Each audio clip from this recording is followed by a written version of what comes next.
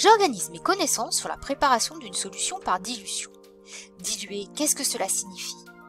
Comme nous l'avons déjà vu dans une précédente capsule, lorsque la teinte de la solution devient de plus en plus foncée, ici de la gauche vers la droite, on dit que la solution est de plus en plus concentrée. Diluer, cela signifie diminuer la concentration. Donc ici, de la droite vers la gauche, on dit que la solution est de plus en plus diluée.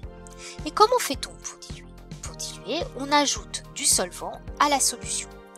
Pour une masse de soluté choisie, puisque le volume de solution augmente, la concentration en masse de soluté diminue. La solution la plus concentrée est appelée la solution mère.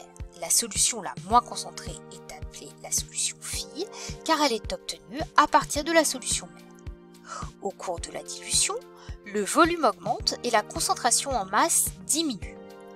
Et la masse est-elle modifiée? Eh bien non. Si j'ajoute de l'eau, le nombre de molécules de soluté est le même avant et après ajout d'eau. On peut donc dire que la masse de soluté dans la solution mère est égale à la masse de soluté dans la solution fille. On dit qu'au cours de la dilution, la masse de soluté se conserve. Et le facteur de dilution, à quoi sert-il? Ce nombre caractérise la dilution. Lorsqu'on dilue 10 fois, on réalise une dilution au dixième. Cela signifie que le facteur de dilution F est égal à 10. Pour une solution mère de concentration en soluté de 2 g par litre et un facteur de dilution de 10, la concentration en masse de soluté de la solution fille sera 10 fois plus petit, c'est-à-dire de 0,20 g par litre. Et pour un volume de solution fille de 100 ml et un facteur de dilution de 10, quel sera le volume de la solution mère? Eh bien, il faut diviser par 10 le volume de la solution fille.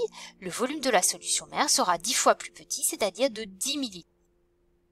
Prenons un cas concret, préparer 100 ml de solution en diluant chaque fois une solution de concentration en masse de 0,50 g par litre. En laboratoire, de quoi avons-nous besoin?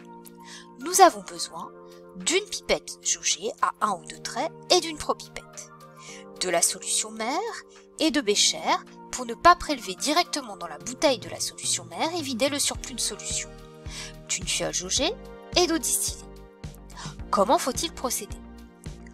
On commence par verser un peu de solution mère dans un bécher, on prélève à l'aide de la pipette jaugée munie d'une propipette le volume désiré, on l'introduit dans la fiole jaugée, on ajoute de l'eau jusqu'aux 2/3, on bouche et on agite, puis on ajoute à nouveau de l'eau jusqu'au trait de jauge, on bouche et on agite, la solution est prête.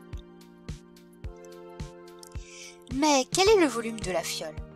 C'est facile, c'est le volume de la solution que l'on cherche à faire, donc le volume de la solution fille. Il suffit de regarder les consignes. Le volume de la fiole est de 100 ml. Et le volume de la pipette? Le volume de la pipette est le volume de la solution mère à prélever. Il faut utiliser le facteur de dilution, ici de 5.